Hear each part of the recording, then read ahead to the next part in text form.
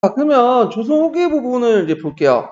조선 후기 부분 보면 이제 그 정치 파트 부분에 일장이 이제 뭐냐면 양남의 국가의 대변환을 기획하다 해서 그 국가 제조론과 관련된 내용이 있어요. 이 국가 제조론 논의는 조선 후기 때 이제 어떻게 제조라는 게 뭐냐면 다시 그 뭐랄까 그 당시 조종을 부활하다, 조선 왕조를 다시 세우다 그런 의미죠. 그래서 이제 그 제조지은이라는 말 들어보셨죠? 그래서 명나라가 우리를 도와줬기 때문에 그들의 은혜를 갚는다. 그 말에서 이제 나왔다 그래요. 그래서 그 당시 이제 인조가 제조지은을 상당히 강조했거든요.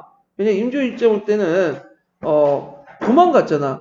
그러다 보니까 이순신이나 의병장들 그 활동을 강조하면 자기의 왕권의 정당성이 약화되죠. 그러니까 내가 명나라의 원군을 끌어다가 했기 때문에 임진왜란을 극복할 수 있었다. 그런 논리도 해갖고 이제 이거는 임진왜란을 이길 수 있을 건 다 명나라 때문이다. 그럼 명나라 누가 끌어들였냐?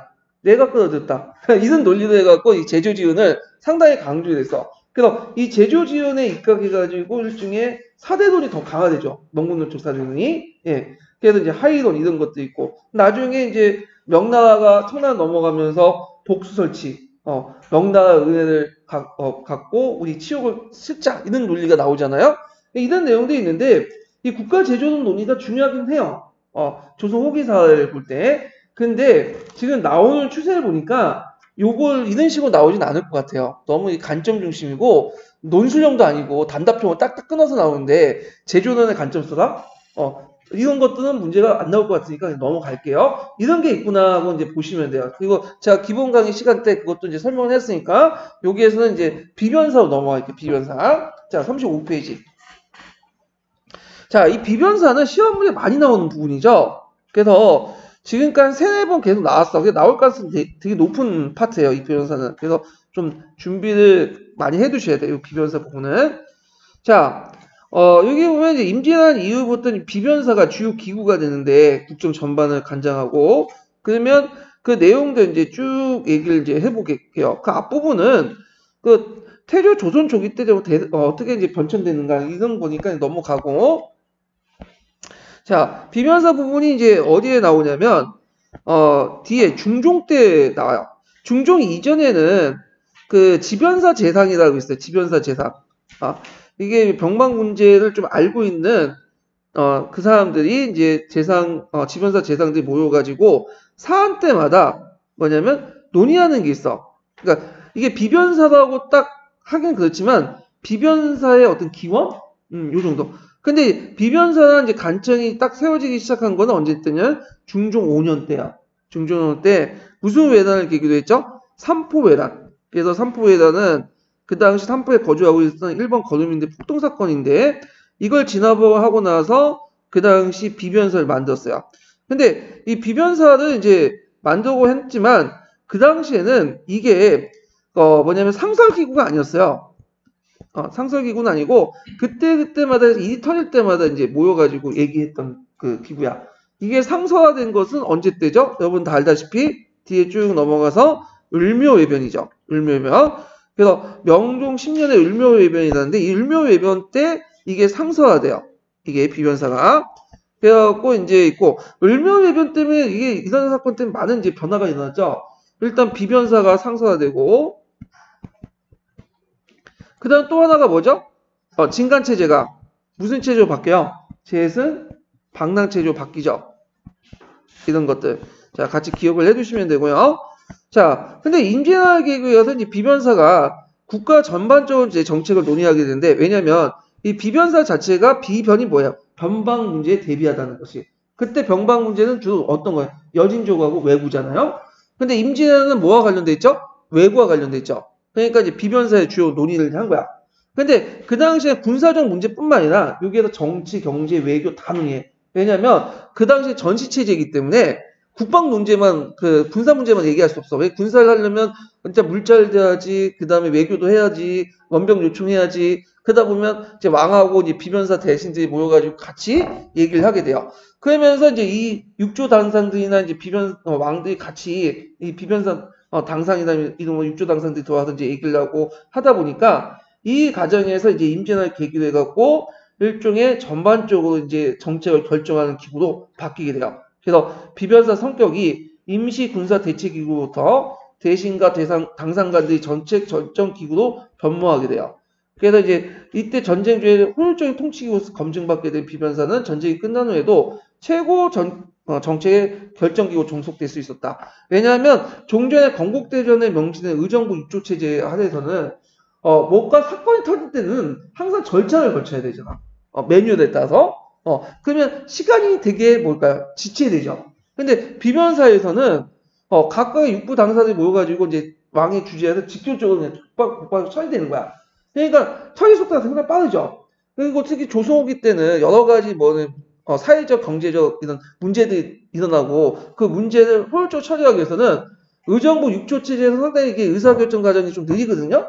그러니까 그거보다는 육부의 당상들이 모여있는 육주 대신들이나 이런 사람들이 모여있는 곳에서 왕과 함께 국부가 처리하는 것이 어떻게 더 빠르잖아요. 그러니까 이제 거기가 이제 주요 이제 기구들이 부각이 되고 나중에 서인들이 이제 노론들이 권력을 장악하면서 비변사에서 주로 얘기를 해요. 거기서 결정을 해버리고 특히 세조 정치기 때는 아예 거기에서 처리해버리죠.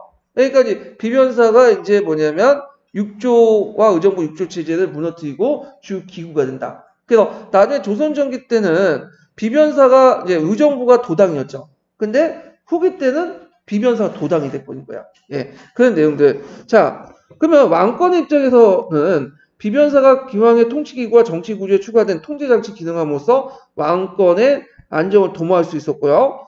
그래갖고 왕이 이제 초창기 때 여기에 주도를 했기 때문에 여기를 통해서 의정부 6조 체제를 벗어나서 자기 마음대로 좀 할 수 있었고, 자, 신료 입장에서는 비변사 당사는 곧 권력의 핵심의 조건 통로가 됐다. 그러니까 이렇게 이제 임진할 때 초창기 때는 이 왕권과 신권의 입장이 이렇게 서로 맞아가지고 비변사에서 주로 얘기했다. 근데 시간이 지나면 지날수록 이제 어떤 일이냐면 왕권보다는 신권에 유리한 방식으로 비변사 운영이 돼버린 거야. 예. 그래서 결국에는 고종 때 어떻게 돼요? 왕권 강화 측면에서 비변사를 혁파하게 되죠. 예. 자, 그래서 이제 이런 것들 좀 기억을 해두시고요. 자, 그 다음에 비변사 중심의 국정 운영 체제는 선조 때 이제 후방의 북방 임juk 진입, 일본과의 강화에 적절히 대응하면서 이 운영 가능이 이제 점차 축적됐고요. 강해군 연간의 대외 관계에서도 명과 후금에 둘러싼 정책 결정의 주도권 비변사가 장을 했고, 그리고 이 비변사의 정치적인 인조 반정 이후에 더 극대화됐죠. 그러면서 이 비변사 구성원들이 반정 공신들이나 그 계열의 문신 위주들 그런 생각들 하면서 비변사가 정치 권력의 중심이 되었다. 결국에는 조선전기 때 운영했던 시스템이 붕괴됐다고 보시면 돼요. 이 조선전기 운영의 시스템은 이제 선조 때 형성되기 시작한 거죠. 선조 때는 왕이 있고 그 다음에 대신 세력도 있죠. 그 다음에 대신은 좀 좀 높은 간직, 고위직 관리도 얘기하죠. 고위직 관리직. 홍보세력도 여기 포함되죠. 그 다음에 언간세력들. 3사 있죠? 3사나 이런 언간세력들이 양자가 균형을 맺었던 시스템이야. 그래서 고위직 관료와 언간은 주로 하위직 관료도 구성되어 있죠. 그래서 왕과 대신과 언간이 서로 3자가 균형을 이루면서 통치했던 시스템이야.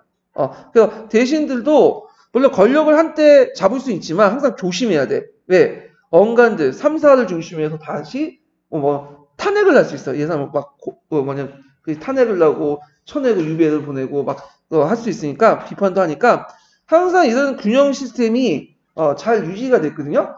근데 조선후기 때는 이 균형이 깨지게 돼.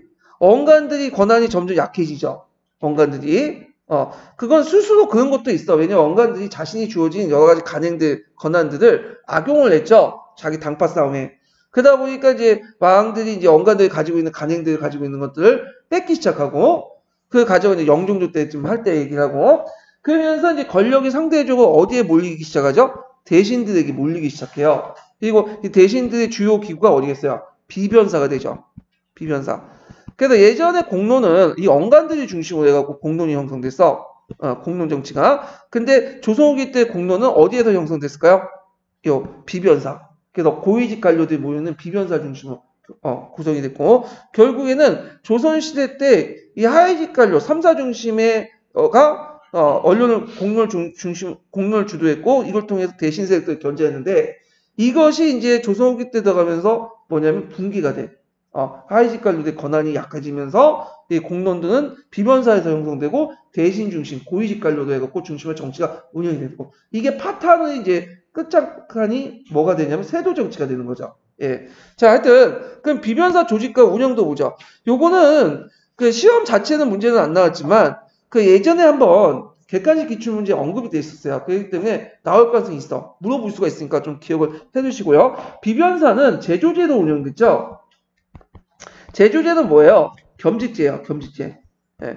그러니까 자기가 요게 특별히 상인직에 있는 게 아니라 상근직이 아니라 다른 간직을 맡으면서 주로 해요.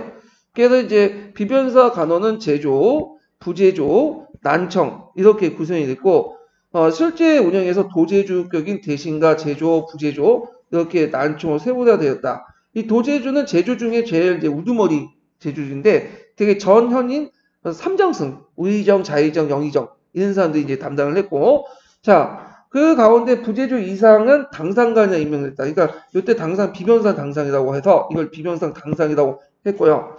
그 다음에 이제 여기 보면 이제 대신들은 의정을 연임한 원인 대신과 현직 대신, 시인 대신 이렇게 구분됐고 자 원인 대신들은 원료들이죠. 이 사람들 국왕의 인견하고 직접 만나서 참석하거나 왕의 지시 또는 비변사 요구에 따라 특별한 상황이 있을 때 자문을 해주고요. 이 사람들이 자문 역할을 해주는 거야. 그 다음에 현직 관료인 신인 대신은 비변사 운영을 주관하면서 총괄하면서 비변사 여러 가지 일들을 결정하고 왕에게 올리는 문서를 마무리했다. 네, 이렇게 보시면 되고요. 그 다음에 여기가 이제 이 원인 대신과 신인 대신은 일종의 도제조예요. 예, 이 사람들이 이제고 그래서 이제 원인 대신들은 뭘 해준다? 고문을 해주고 그 다음에 신인 대신들은 이들 총괄해준다.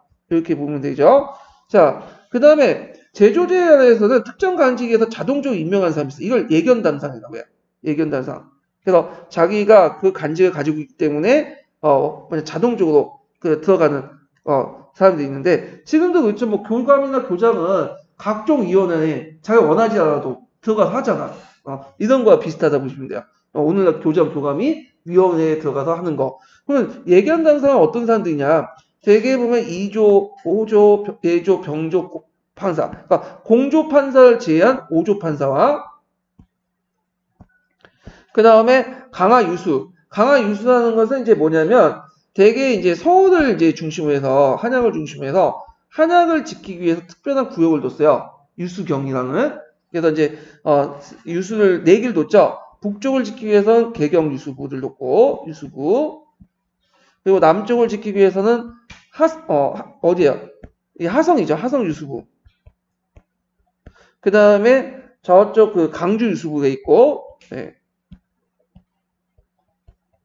그 다음에 저쪽 이제 강화도 지역에 뭐가 있었죠? 강화 유수부가 있었어요. 4개 유수부를 뒀죠? 그래서 뭐 개경, 강화, 강주, 뭐 하성 4개 유수부를 뒀는데 이 유수부는 특수구역이야. 그래서 경기도 감사의 뭐냐면 밑에 있는 게 아니라 왕 밑에 있어요. 예. 그리고 간직도 되게 높아요.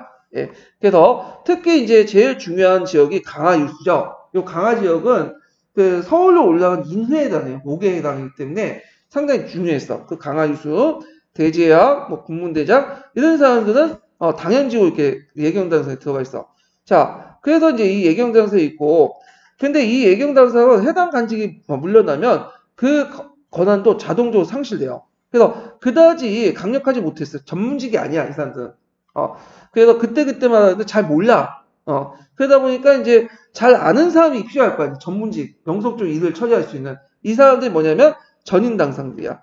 이 전인당상은 주로 외관직에 임명되지 않고 계속 비변사에 참여하면서 그 운영을 했다. 그러니까 전인당상은 제조제가 아니라 이건 뭘까? 이거는 상근직이라고 보시면 돼요. 상근직. 그러니까 실무자들을 의미하는 거죠. 실무자들.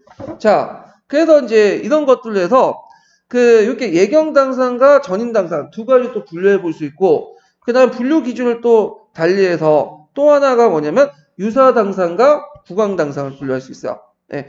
자, 유사당상은 이제 뭐냐? 이건 아까 전인당상이 있죠? 전인 당상을 이제 크게 두 가지로 나눠볼 수 있는데, 하나가 이제 유사 당상이 있고, 또 하나가 구간 당상이 있어요. 예, 두 개로 있는, 자, 유사 당상은 문서 처리와 업무 연락 등 비변사 실무를 주관하고 그 위상이 6조 판사의 비결이 돼요. 그래서 비변사 사안의 처리 결과를 대한 책임을 지고요. 그리고 각 비변사 주요의 국방, 외교, 재정 이게 밝은 사람들이 이제 착출했다. 자, 그래서 이걸 유사한 당상. 그래서 자기가 맡은 뭐 이조나 병조나 호조나 이런 사람들 있잖아요. 그 사람들 중에 이제 실무자들 중에 표가있고 유사 당상 임명하면 이 사람이 이제 실무적 업무를 다 총괄하는 거야. 그러니까 우리식으로 따지면 국장급 정도 돼. 국장급. 그래갖고 이 비변사 업무를 실제로 처리하는 사람이 유사 당상이다. 각 분야에. 그 다음에 또 하나가 구간 당상이 있어. 이 구간 당상은 대표적인 게 팔도의 군무를 이제 총괄하는 사람들 구간 당상이라고 해요. 팔도. 그래서 팔도 구간 당상이라 들어보셨죠?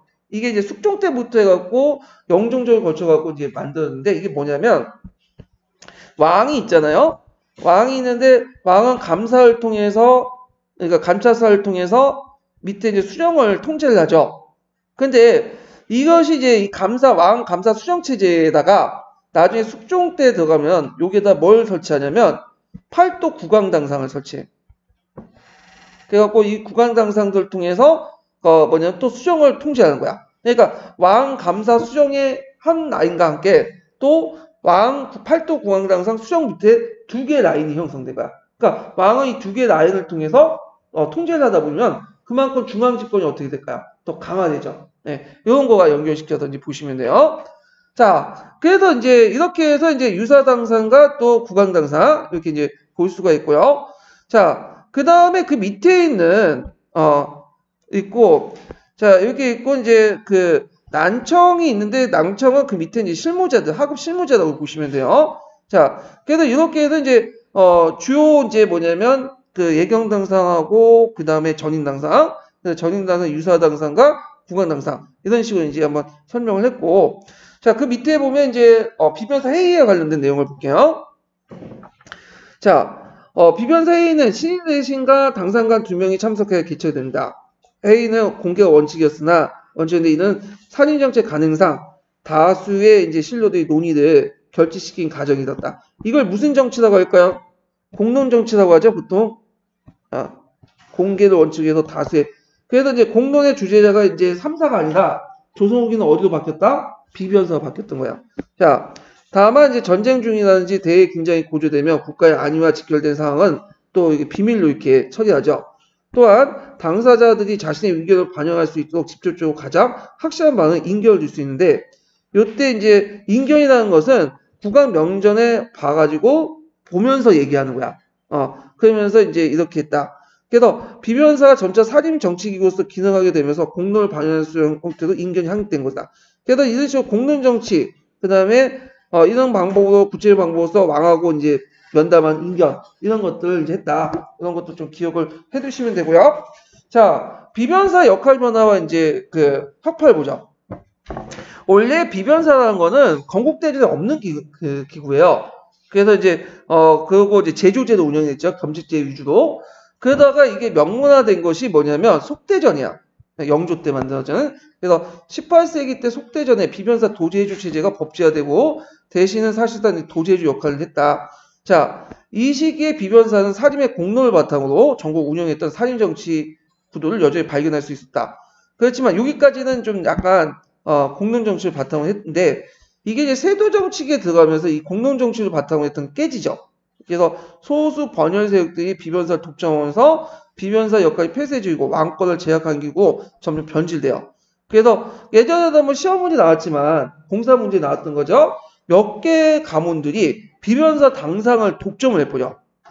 그리고 이 사람들이 또 이제 뭘 가지고 있냐면 지방의 인사권도 장악해요. 지방의 인사권.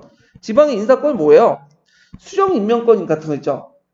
그러다 보니까 이제 그 당시에 19세기에 들어가면 수령이 진짜 핵심적인 자리가 돼. 왜냐면 수령을 한번 얻으면 가가지고 가점주고 해가지고 실리를 챙기는 그런 자리였거든요. 그래갖고 많은 사람들이 권력층에 비밀돼갖고 이제 수령의 자리를 이제 얻으면 뇌물을 써가지고 당연히 그 뇌물을 건져야 되겠죠. 그러다 보니까 삼정의 문란이 일어나고 되고 결국에 19세기 중반에 진주 밀란 중심의 인수 농민 봉기가 터져나갔던 게 이런 비변사 중심의 어떤 권력 구조 이런 것들이 이제 연결되죠. 자, 하여튼 이 시기의 세도 정치는 척신의 권력 건세와 비변사 권력 구조의 배경으로 가능했다고 볼 수 있다. 자, 이런 정치 구조의 변동은 삼정의 문란이나 밀란의 반발과도 무관치 않다.